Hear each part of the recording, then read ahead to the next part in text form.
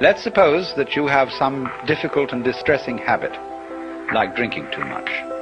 And you're assured that once you've become the victim of this habit, it's an extraordinarily difficult thing to get rid of it, and it requires intense willpower. That kills you right off. You're a dead duck from then on. It's as if, you see, you had said to the devil one morning, "Look, I'm going to get rid of you. I'm not going to have anything to do with you anymore." So the devil, who is an archangel and is terribly clever, is all set for you. And because he knows that you are getting out of his way, he surrounds you with greater temptations than you ever imagined. If you are going to outwit the devil, it's terribly important that you don't give him any advance notice.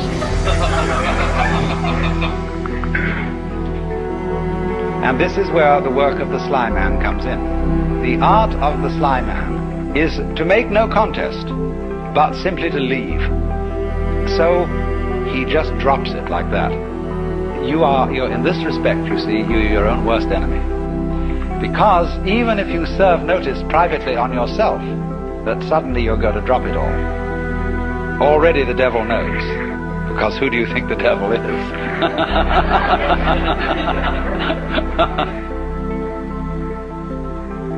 Now this lies behind the whole problem that is discussed in the book Zen in the Art of Archery.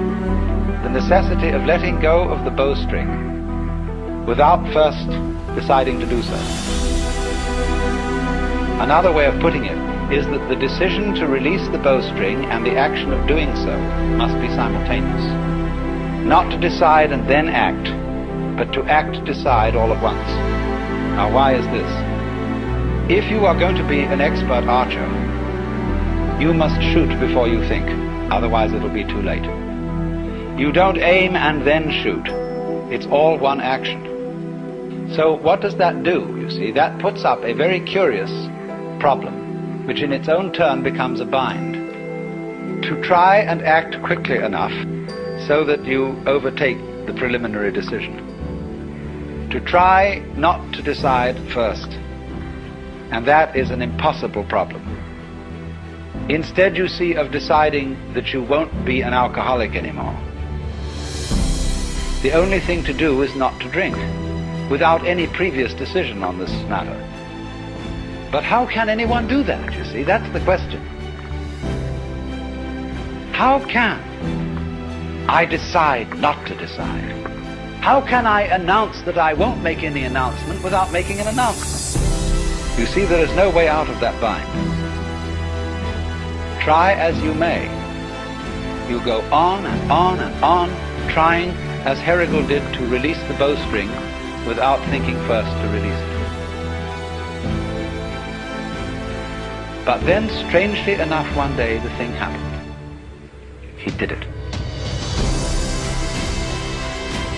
This is involved in our learning of almost all techniques, that we work and work to achieve that final point of perfection.